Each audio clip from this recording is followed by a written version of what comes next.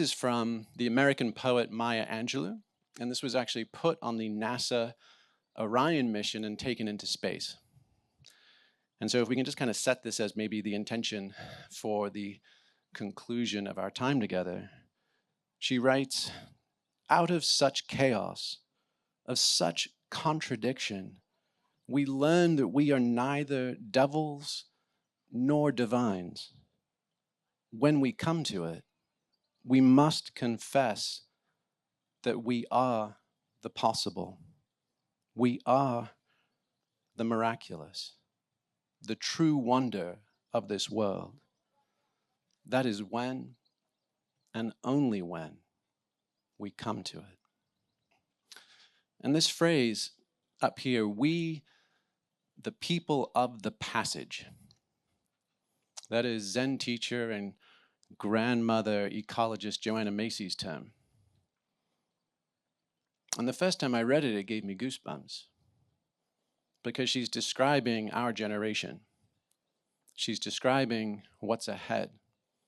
She's describing how we can remain connected as we set sail on a transition between worlds. All right, so a couple of nights ago, we were up at that beautiful hilltop watching the sunset.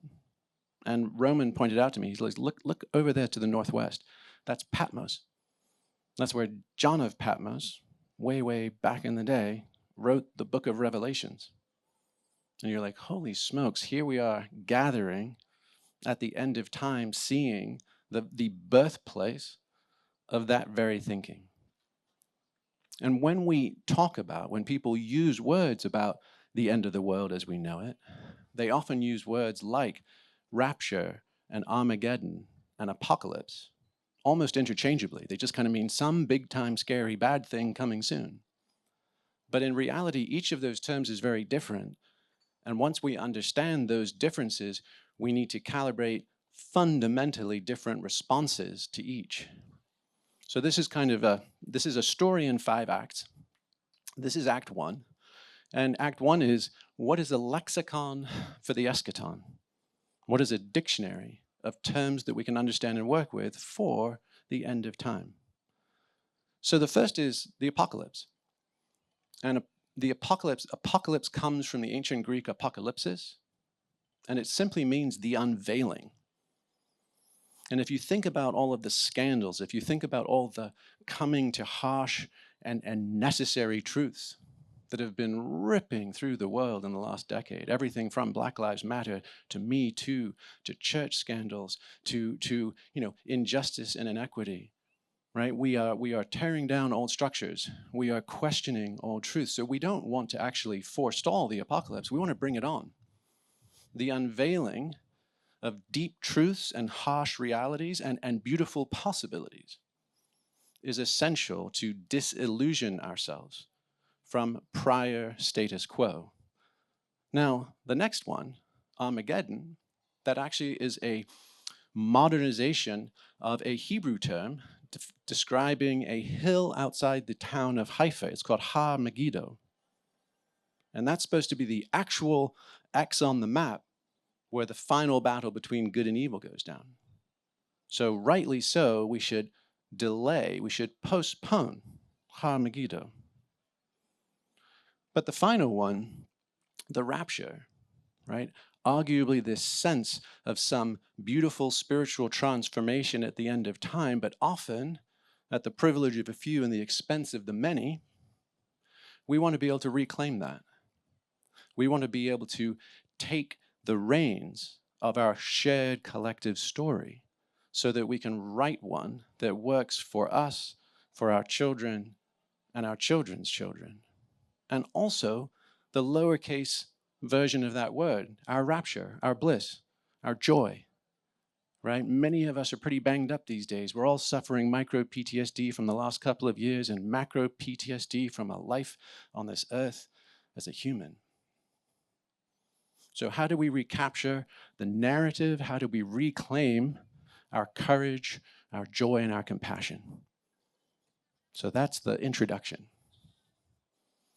Now let's talk about rapture ideologies, because they all share 4 key steps And once we understand them, we can spot them all around us. So in traditional religious raptures, there's typically the assessment that the world has fallen. It is no longer worthy or deserving of divine intervention or support. Coming up soon, there is a point in the near future where everything will change. After that point, me and mine, my tribe, we come up roses. Actually, our life and existence after that inflection point is better. Now, not for everyone, but for us, the chosen and the elect. And therefore, and this is the bit that really has implications, therefore pay no attention to the collateral damage in the world we're leaving behind, because it doesn't matter compared to the one we'll be getting to soon. And we can all experience that. We can all think of that. Traditional Orthodox to fundamentalist faith systems, many of them have some narrative like this. But it's not just believers. There's a techno utopian version rife in Silicon Valley and ricocheting around the world right now. And you can see it. Now, here's the differences. The world is still doomed, but it's not a moral or spiritual lapse. It's very practical. Overconsumption, macroeconomic crises, geopolitics, ecology, carrying costs, population. So it's a data-driven assessment, not an ethical one. There is an inflection point coming soon, and this is going to be one of the dominoes tipping on a metasystemic collapse. We don't know which one it is, but it's not the four horsemen. On the other side, we come up better off. It's either hardened missile silos in Kansas, extended Lord of the Rings ranches in New Zealand, big boats, whatever it is, we're going to do it. Crypto seasteading. And we're going to be better off, even if the world we're leaving behind is no more. And finally, yeah, let's withdraw or reallocate resources from the here and now, from food, water, shelter for everyone, to fancier projects with much smaller constituencies. So I hope once you guys see this, you can learn to spot it, and you can spot it in a lot of the hype cycle of so much of our shared discourse, especially when you think of what's the next bright, shiny thing, crypto-based Web3 psychedelic renaissance in VR. And you can see the structures. So John Gray, who's at the London School of Economics, wrote this book, Black Mass, Apocalyptic Religion and the Death of Utopia. And in it, he described this pattern. It's so deeply entrenched in Western theology and philosophy because way back in the day, in the time of Abraham, right, that the roots of Judaism, Christianity, and Islam, right, there was that sense of they did something radically novel. They said, in the beginning was the beginning, and at the end is the end.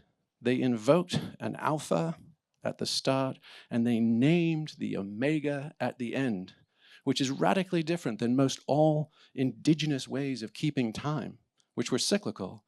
The sun rises and sets, the moon waxes and wanes, the seasons come and go. Our children become our ancestors in time. Everything was Ouroboros, the snake that eats its tail. And it was the Hebrews, right, that invoked, that collapsed that wave into the particle and shot it out of time's arrow. And we got all of our linear causation from that. But he says it's seductive because in that is always the promise. There's a fall and there's a promise of redemption, right? And not only does it show up in our Western theology, it shows up in something like communism. Communism is identical. Instead of being kicked out of the garden and the flood and the redemption, it's man is everywhere born in chains. Religion is an opiate of the masses. There's a proletariat worker's paradise. And we can see exactly the same structures. And the reason I'm taking the time to share it is because as we assess what's going on these days, people are slinging all kinds of theories, models, and ideas. And we have to be able to distinguish what will feel undoubtedly truthy to us. It will feel so archetypally familiar, so satisfying on the level of a Disney storybook that we nod and we agree because we want to believe without understanding the pathological implications of some of these things. So this is the shape, right? This is the myth of progress, right? That goes high and to the right, like every single McKinsey slide deck, right? Every single entrepreneur investment pitch, right? And that's the original myth of progress. But you wonder, This, alpha to omega, this times arrow, that beautiful hockey stick, is actually a pretty rare theological and philosophical innovation. What if that curve that we're on is just an arc as part of a much bigger cycle? And for any, if you've heard of Accelerationist, many folks in the sort of philosophical movement, some of the Italian fascists, Steve Bannon in the US, a lot kind of a European movement as well, they are actively pushing. There are a number of communities, right, actively pushing us off this cliff in the hopes that they get to go back around and call the game the next time. So just to put this in perspective of where are we? Where are we in the arc of history? Where are we in the transformation of civilization? Because, you know, as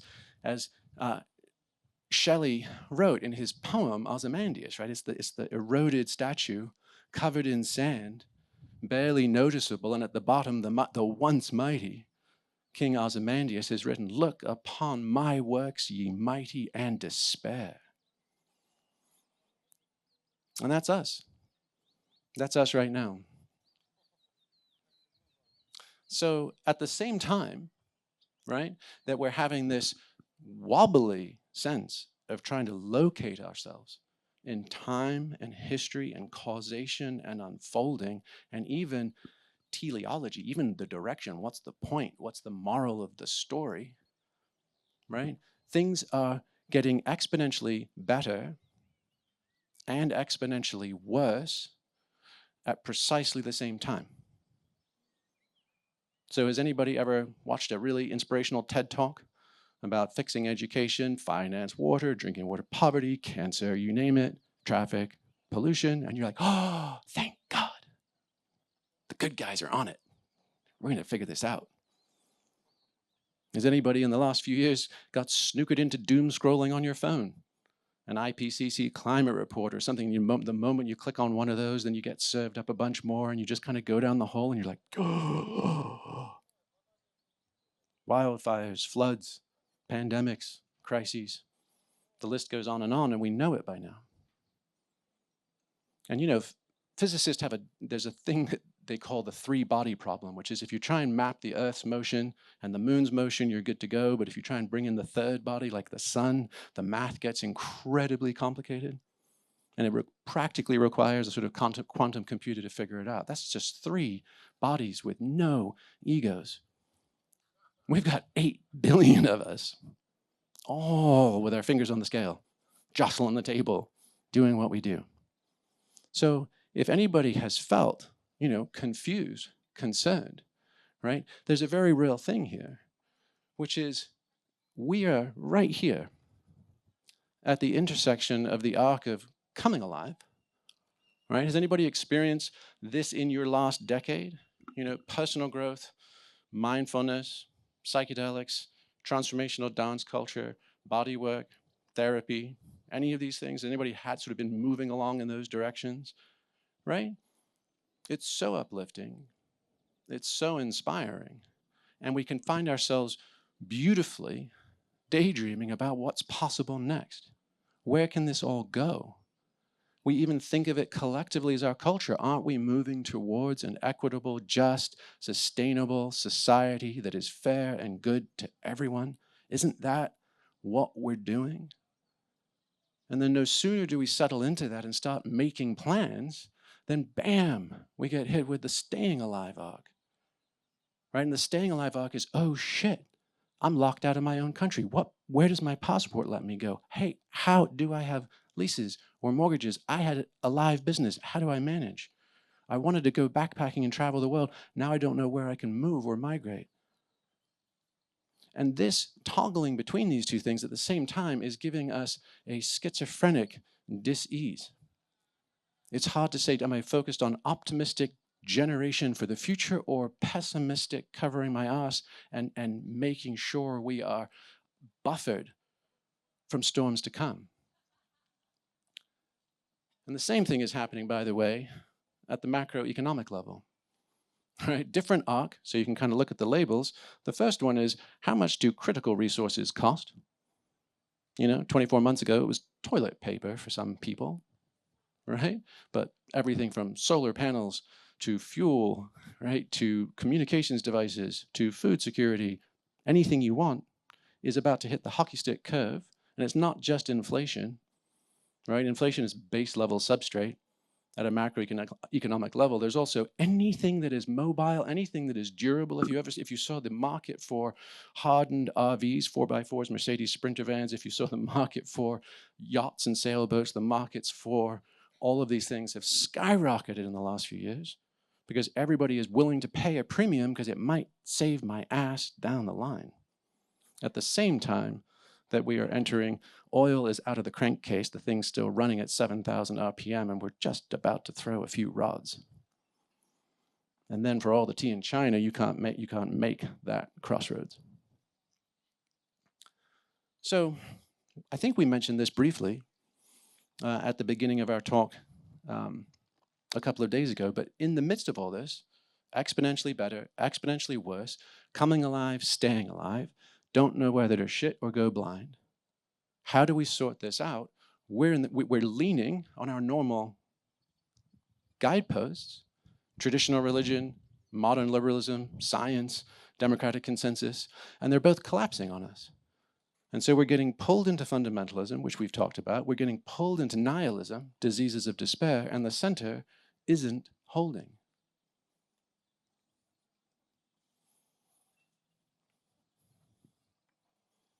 So what do we do? And I think one of the first things and most helpful things is to orient ourselves in time. Because at the end of time, it's really important to know we're sure. And it's really important to understand from what's come before what might come next. So this is an interactive. And I'd love you guys to going to run through 4 scenarios and then just identify which one feels most true for you.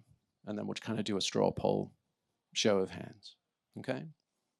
So, I mean, this one blew my mind. This was David Attenborough, and it was the Potsdam Climate Institute. If anybody has seen that Netflix program, Breaking Boundaries, I'd highly recommend it. It's not him and koalas and, you know, and wildebeest. It's an hour of 9 ecological global parameters and where we are on the dashboard. But this slide blew my mind, right? So here is 100,000 years of human history. So this whole chart is us. Here is the jaggedy line that looks pretty much like a stock market or an EKG. It's ricocheting up and down. This is temperature. And it's ricocheting up and down plus or minus 10 degrees every decade for 90,000 years of hunting and gathering and being mobile and shifty and resourceful. And then, boom, ice age, things get crazy for a sec, and jiggity jag, and then, boop, plus or minus 1 degree for 10,000 years. So when we're concerned with climate variation right now, it's to put it in the context of that's where we came from. And if we wonder, what happened 10,000 years ago? How did we suddenly start doing the horticulture to farming thing? Why did we start gathering in larger groups? How did populations explore and exploit new resources and technologies? Like, that's how. And that was through no raw credit of our own. That was just dumb-ass geologic luck. So as good old Churchill said, he said, plans are worthless, but planning is priceless. So let's do a little bit of priceless planning. So if you know foresters, civil engineers, insurance companies will all measure things on the likelihood of once in a decade weather events, fires or floods, once in a century, once in a millennium, right? And potentially even longer, once in an epoch. And while those numbers are having to be changed as we speak, you know, we're having once in a century events happening 3 times in a decade, the notion of the planning is still useful. So as we're looking ahead and we're making plans for ourselves, we're trying to balance coming alive with staying alive, and we have to make some prognostications, right? And the first one is this: do you believe that the next decade is going to bear closest resemblance to the one we've just been through? And let's back it up a little bit and include 9/11 as a fairly significant event. If so, we have 2008. We have the Great Recession from that. We have a global pandemic. We have major terrorist attacks, multi-front global wars on terror. We've all lived through it. But that's what we've just lived through, and that's what we're going to keep living through. So let's have a show of hands of who is believing that that feels like that's kind of what you're girding for or predicting and making plans and decisions around. Just a few, okay? And feel free to change later if you would like to. The next is like, I think we're into wonkier terrain than that, I think. Maybe once in a century. How does that feel? That's 2 world wars. That's Stalin and Mao. That's Spanish influenza. That's the nuclear age, right? That's all sorts of heavy, heavy things. The Great Depression and the Dust Bowl. So now just wrap our heads around that, and that one gets a little scarier, right? Gabor was even describing a direct living memory of some of those traumas. I'm sure that is held in many people's families. My father used to tell stories of hiding under the kitchen table during the London Blitz. Right? So we can think of that, but we can also draw strength and courage. Like if our grandparents or our parents pulled that off, then so could we if we had to. Right? So could we. Now, if we're more bearish than that, we're 1,000 years back.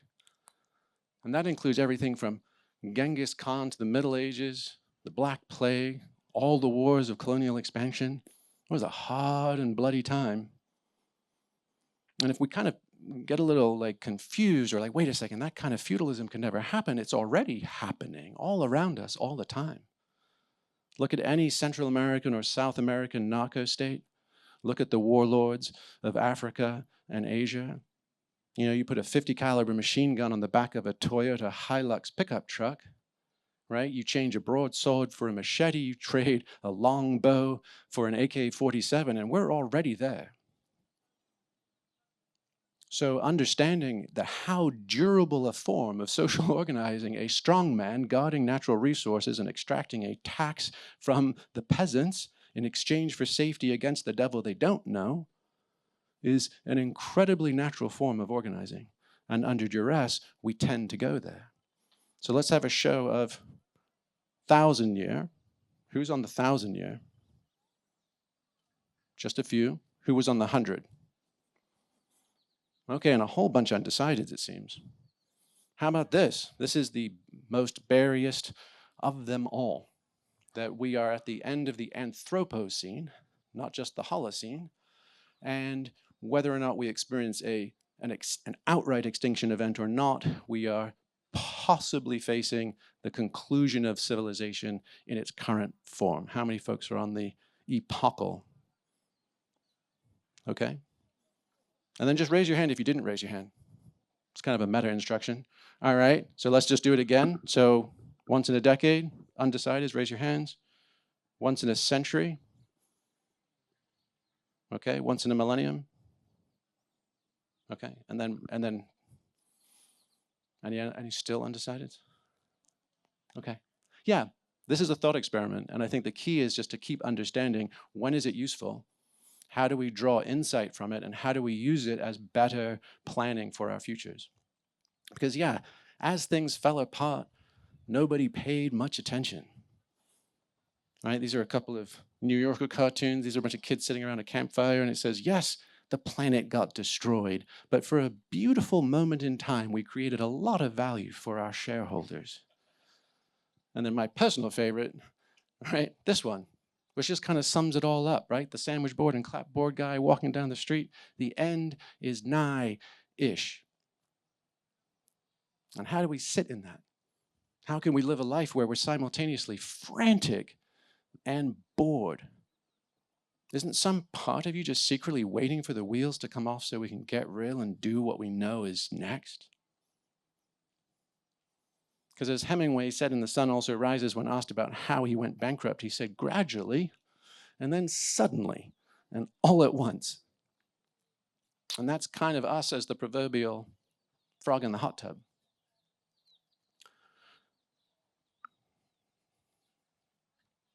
So I'd love you just to kind of, if you can, just sit up, please, and do a body, mind, heart scan. How does it feel to be together with this content? How does it feel in your bodies, right? Notice your belly, notice your heart rate, even stray thoughts. Because this is psychoactive stuff for all of us. And there's a wonderful neuroscientist. Her name is Lisa Feldman Barrett. She teaches at Northeastern and Harvard Medical School. And she wrote a brilliant, sort of almost discipline-defining book called How Emotions Are Made. And in it, she introduces the concept of introception, which is before we have emotions, we feel things in our guts, right? In a whole connected kind of spidey sense way. And she's like, wow, there's dozens of different emotions. Most of them are actually pretty culturally encoded, more so than we would think. But at the level of the gut, there's only 4 ways to feel. It's active or passive. I'm either in an arousal state and ready to engage, or I'm in a receiving or passive state, right? Sympathetic versus parasympathetic, right? And it's either, and it has a valence, it's either positive or it's negative. And from each of those 4 buckets, right, I can draw my entire wheel of emotions, which I then tend to feel, notice, and name, and then in a heartbeat create a narrative construct to explain who to praise or blame for the way I feel now. But we can map that grid to our own gut sense of how things are going. So how many folks would feel, I feel passive in the sense of retreat or withdrawal or going within, and I feel sad, concerned, pessimistic about the state of things? Just a show of hands. And it's fine if it's an occasional movement you come and go from, right? Well, if you just look in the world, right, you can see these kinds of communities organizing around that kind of gut sense. So we've got deep adaptation, which folks are following Jem Bendell and that community. That is basically a one of like, we're stuffed efforts of ecological change and steering this thing on. We are hitting the iceberg. Make peace, align your life, live fully. But it's pretty congruent with some form of hospice care for each other, right? Christian Zionism is let's load Israel to the gills, right? Push all the buttons, precipitate cataclysmic Hamagito in the Mideast, and then everyone will convert to Christianity at the end, and our megachurch will be sitting on top. And you don't even have to belong to the last one, which is just straight up diseases of despair. Depression, anxiety, suicide, addiction, right? It's passive, right? It's happening to me. I can't engage, right? But it's breaking me.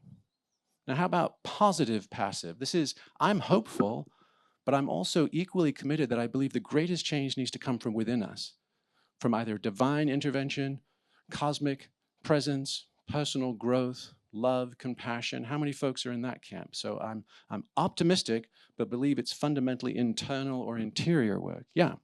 So here you have the entire New Age and psychedelic conspirituality scene. These are folks that believe we're going to slip into a 5th dimension or density. There's going to be some transformation. There will be some new Eden or new Atlantis or fill in the blank.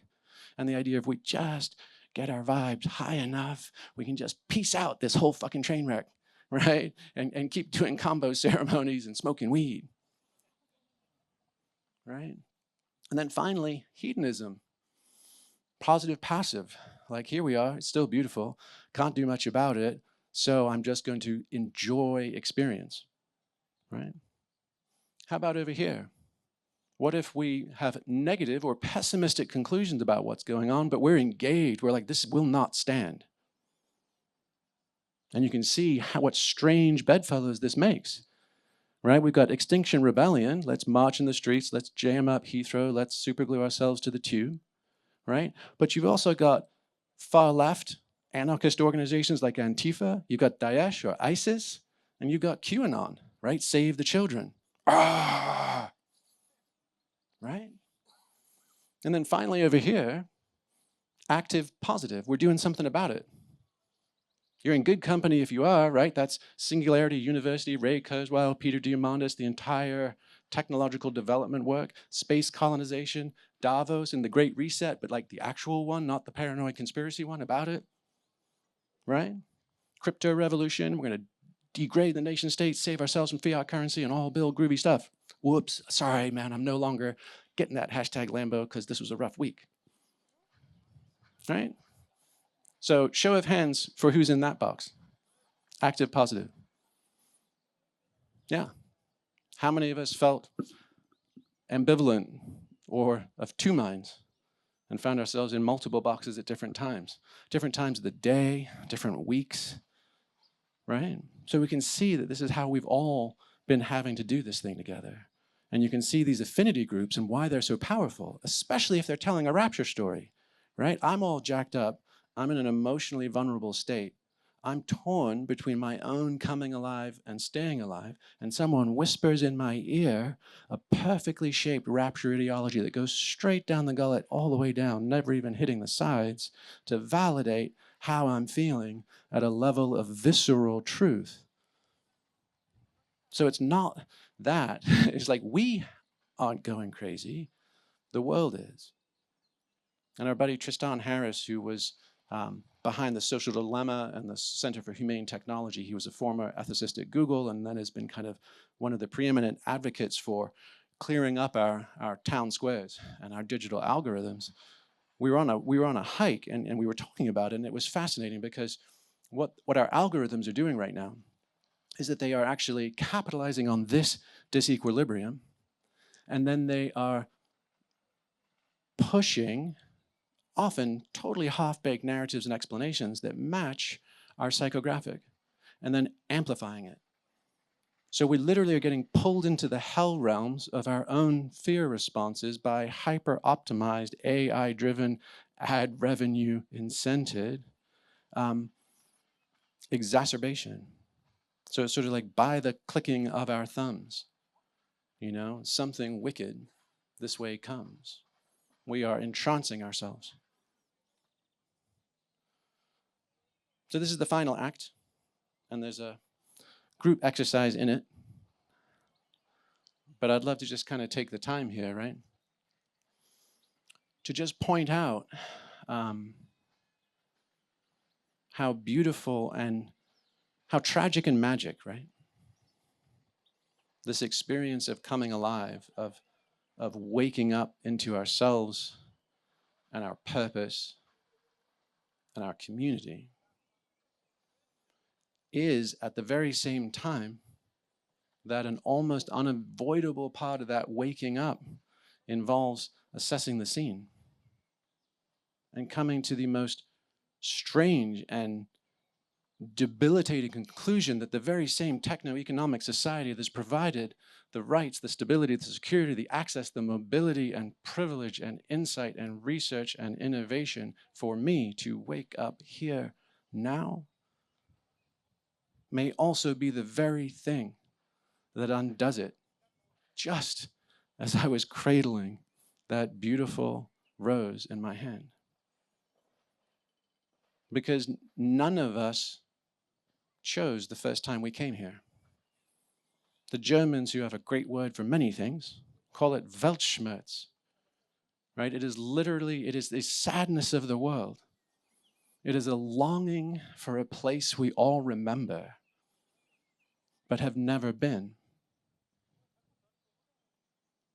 But if we can have practices, some that we've discussed, any death practice, right? And it can be anything from intensive meditation to endurance, ultra running and mountaineering, to trance and transformational dancing, to sexuality, to psychedelics, to near-death experiences, actual ones, to combat and martial arts.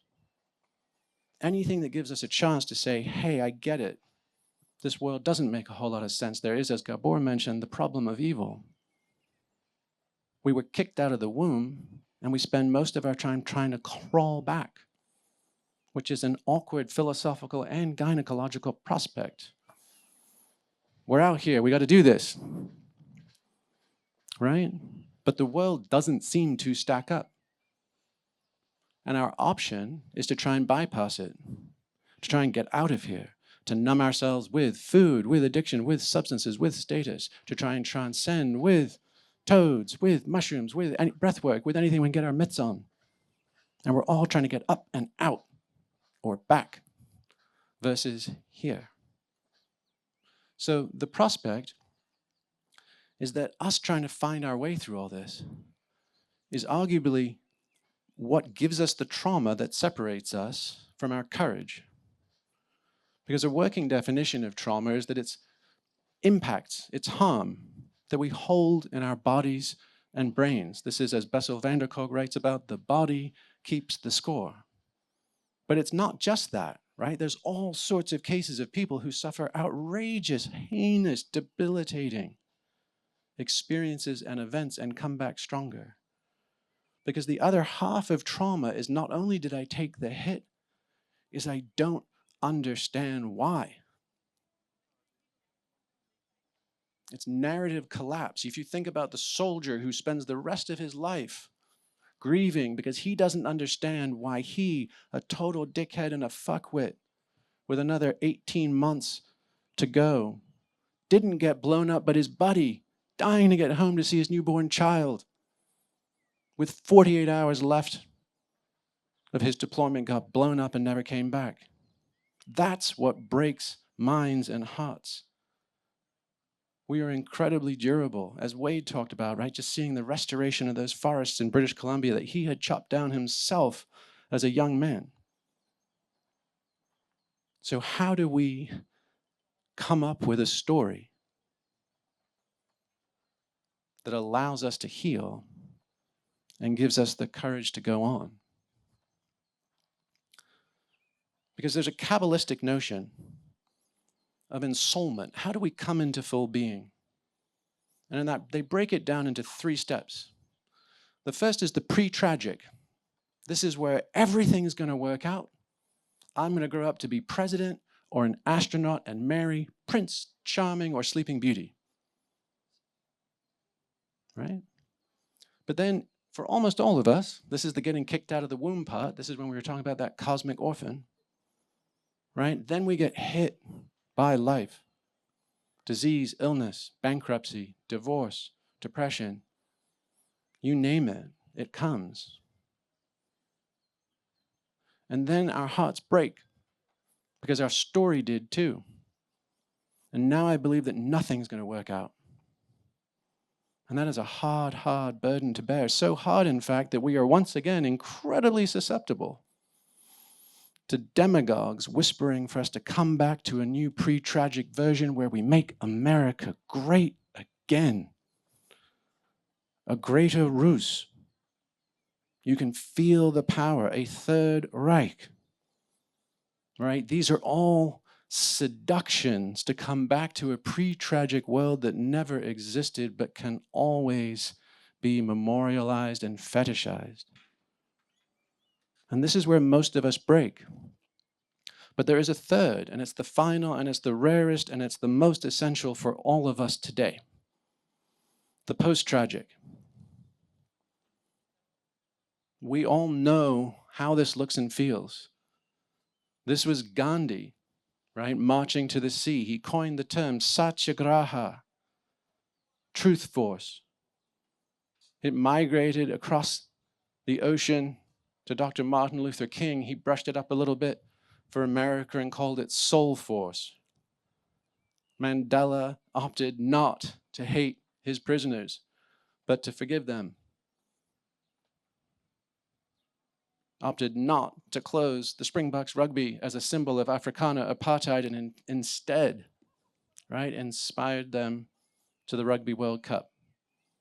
These are the moves of the post-tragic, and even sadly, my experience is that much of the racial reckonings we're having right now has actually fractured that tradition. We're not getting that source of soul force anymore. We're getting reactionary and even vindictive movements to break it, not heal it, to litigate, not transmute.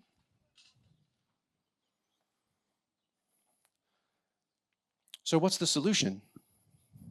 How do we get back to soul force? How do we all step up with courage and clarity to do what's ours to do? And there was a beautiful phrase. I heard it at one commencement address, and I literally got goosebumps when I heard it, and I've never forgotten it ever since. And it comes from the Talmud. And it says, "We are not expected to finish the work, nor are we excused from it." So if it ever feels crazy overwhelming, right, it's okay. It wasn't all ours to do, but nor is it a shrug the shoulders and peace out. Because that which is ours to do is still ours to do. And we've been talking about this. Alexandra, Wade, and Gabor, yesterday there was this beautiful lineage of our elders, if you weren't noticing, showing up and bearing witness to decades of courageous, dedicated service. And there's incredible research to show that us as rational, egoic, consumer-conditioned zoo animals, right? Our current reality is entirely inadequate. Our egos, our hearts, our minds cannot handle the enormity of what is unfolding in our lifetimes. We're not built for that shit. But there's tons of research that shows that when children are introduced and know their parents and know their grandparents and know the stories of their family, they get sick less often.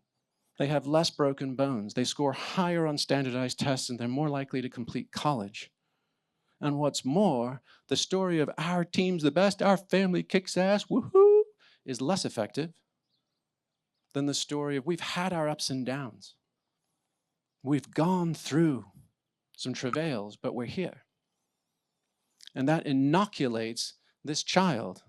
Like imagine a sort of jacked up, tightly sprung off-road Jeep, and every pothole you hit in life sends you sideways, rattling going down the highway. But if we expand this, and we actually think 3 generations back, our parents, our grandparents, and our great-grandparents, right? We anchor on behalf of our ancestors. Everybody has always had ancestor cults, the Japanese, the Koreans, the Finns, the Greeks, the Romans. Everyone everywhere has always looked back, and can we do that instead of medicating them and passing them off to strangers earning minimum wage in factory elder care? Can we reanimate and reboot and thank them? Like, never mind that you were angry, never mind that you were alcoholic, never mind that you were broken by what you've seen and what you had to do. Thank you for passing me the spark. I cannot begrudge you knowing what you carried it through, what storms, what nights, and what cold. But now that it is a bonfire in my life, I can only be grateful for getting that spark to me. St. Paul said it. He said, love keeps no record of wrong. Can we replace resentment for our families of origin with gratitude for giving us this chance? And then let's play it forward. 7 generations, 3 behind us, 3 ahead of us, our children, our grandchildren, and their children, and us in the center, past, present, future, embodied in one lineage. And then ultimately, can we bear witness to this without having to change it? Being committed to the work, not excused from it. And I'll share this with you because this, to me, is one of the most beautiful and powerful expressions of how to hold our hearts open as they break. Alice Walker said something beautiful once. She said, my heart has been broken open so many times now, it just swings open wide like a suitcase. So instead of trying to endlessly heal ourselves, can we actually embrace the hurt? Can we live from that wound? Because here's the story. This is an ancient sort of archetype from the Grail legends. It says Rex Mundi, the king of the world, is a human being who assumes in a specific and dedicated way the wound of the world. Through this embodiment, they become the wounded healer of Grail lore, whose wound is born for the world. Through their glorious act of crucifixion and transfiguration upon the cross of this gnosis, which has become their bodhisattva vow. They heal others who touch their wounds of light. It is then that the wounded healer is transformed. What sets them free? Their becoming with complete presence, the gnosis that all wounds are only love, longing to be illumined in the heart.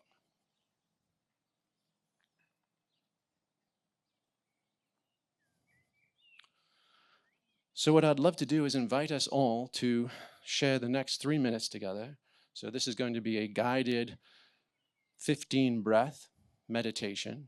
It is drawn or inspired from the Tibetan practice of Tonglen and is a very, very deep, radical, contemplative tradition. But in a nutshell, while there's usually sort of two broad roads in meditation. You're either trying to get to a state of no mind, right, emptiness, or positive equanimity. So whether it's via a mantra, whether breath awareness, whatever it would be, or mala beads, right? The idea is to offload default mode network executive function and to either, in some respects, get rid of the bad stuff. Tonglen is the exact opposite. Tonglen, you actually cultivate and visualize the hardest things, the grief. And you breathe it in, and you hold it, and you exhale white light, love, compassion, joy, whatever feeling it is that you have the most access to. So we're going to do 5 breaths, just starting with ourselves. Just take 5, and we're going to play some music, so we'll get started. We'll take the first 5 breaths, slow, full, steady, and actually, our imaginal muscles are a little weak until we use them. So it might seem goofy or hokey, and then you can kind of lock on and get better at it. But imagine tar or black smoke, something dark, dense, viscous. Imagine it holding your shame, your grief, your tiredness, your fear, anything that we don't forgive ourselves for, anything that we beat ourselves up for. And each time you do it, do your best to then, as you exhale just a river of light. It can be golden, it can be pure white, just find what shows up for you. And once you've done 5 of those, then expand it out to your family. Think of those 3 generations before us and ahead of us, right? And try and breathe in the grief and the suffering, the trauma and the dysfunction, right? And radiate out light for all of those contributions to us being here together now. And then finally, if you feel up for it, consider expanding out to everyone, everywhere, everywhen. Consider expanding to the forests and the oceans, to the 4-leggeds and the 2-leggeds and the winged and the finned.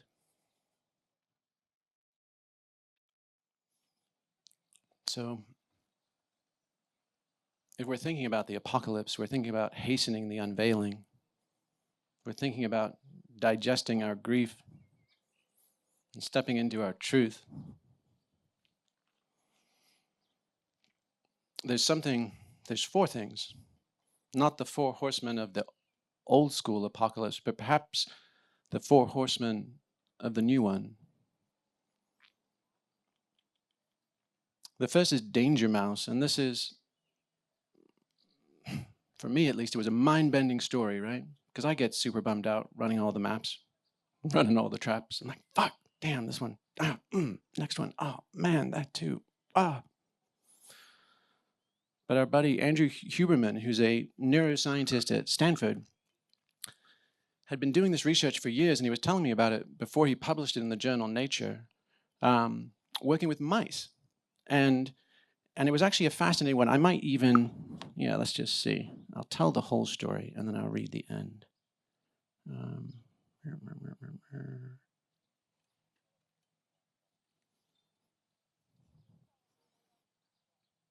Yeah.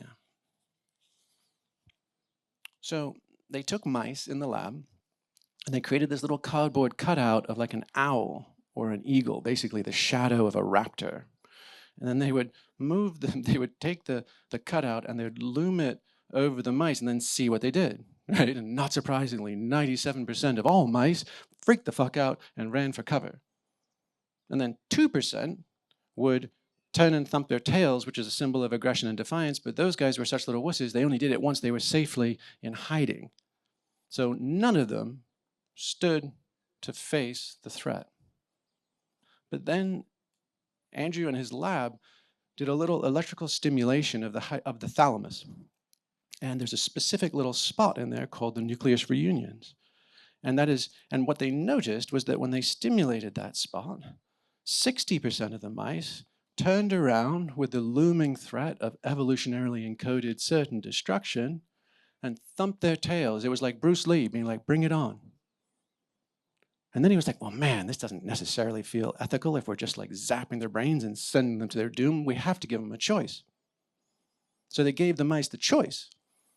And the mice preferred getting stimulated in that region of the thalamus over food and sex. And the same goes for humans. They've run comparable studies in humans, and that is our selection criteria as well. We would rather be brave than get laid.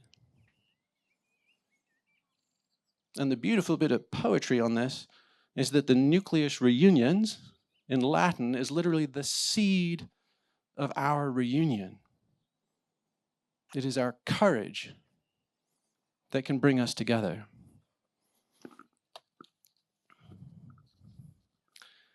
For anyone who's grown despondent, overwhelmed by all of the graphs, measuring all of the things in an unraveling world, we have to take refuge in this simple fact.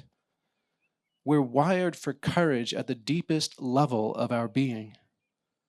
While it's easy to fixate on dramatic examples of heroic sacrifice, there's even more power in the infinitesimal courage of the day-to-day. A sleep-deprived mother working 3 jobs to feed her children. A school kid protecting the bullied on the playground. A stranger offering the homeless some kindness or comfort. A tired, anonymous man standing in front of a phalanx of tanks, saying enough is enough. Our courage is always there, dormant but potent. When we act on it, it sends shockwaves through time and space. That's the only exponential curve that bends in the right direction these days. It's our force multiplier, our ace in a hole of heartache.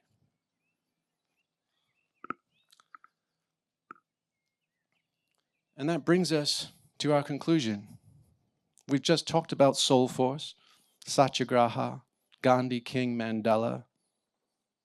That was a hat tip to Tank Man in Tiananmen Square, who undid an entire regime with one act of quiet testimony. We've learned that courage is wired at the hardest levels of our being, but we need something more. And this is the last bit that I want to leave you with, which is the notion of radical hope. Because if we think back to that pre-tragic, everything's going to work out. Tragic, nothing's going to work out. Post-tragic, ultimately, I believe it's all going to work out. Right? None of the pre-tragic hopium hope, the whistling past the graveyard hope, is going to be adequate for our road ahead together. But Jonathan Lear at the University of Chicago conducted exhaustive studies on 19th century Indian reservation life. So the complete genocide and destruction of a people, their removal from their ancestral lands, they're being thrown in with each other in clans and castes and tribes with no affinity for each other, humiliation, degradation, addiction. And he studied them, and he was speaking with a Kiowa chief, and the Kiowa chief was telling him the stories of their days before when they hunted buffalo, and they were proud warrior people, and they honored their ceremonies and kept time with the seasons. And then he said, after reservation, he said, after that, he said, what happened? What happened? Tell me. And he said, after that, nothing happened. Our story came to an end. Now, as we know, First Nations peoples around the world's stories have not come to an end. There have been vibrant, courageous adaptations in the face of innumerable setbacks. But Lear articulated this notion of radical hope is that belief in a future I cannot see from here, but commit to nonetheless. So I'd like to leave you all just with the conclusion, the last words in this book.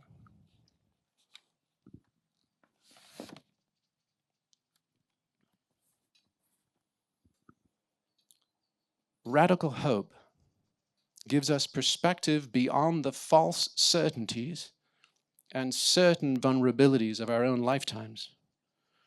We may not get to the promised land ourselves, but we keep on walking in the conviction that our children or their children might.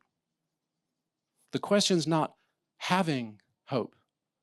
As Cornel West, the Harvard theologian, reminds us, it's being hope.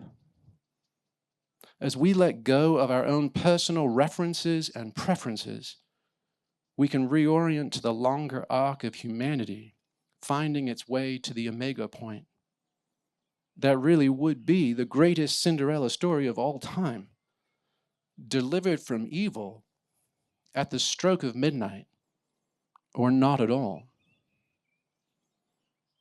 We are not expected to finish the work the Talmud advises us, nor are we excused from it. It's an impossible task, and we have to try anyway. We have everything we need to remake our world.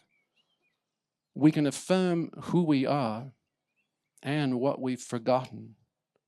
We can learn to weep rather than whimper. We can find our brothers and sisters who hear the truth in what we say. Only where love and need are one, Robert Frost writes, and the work is play for mortal stakes, is the deed ever really done for heaven and the future's sakes. If we can do the work and recapture our rapture, we might finally evolve from Homo sapiens, the ape who knows, to Homo ludens, the ape who plays. And what will we play at? The infinite game. Frost is right. The stakes are mortal. Our need may be great, but so is our love. Both heaven and the future are waiting to see what we do next. This is the story of how we begin to remember. This is how we dance each other home. Thank you.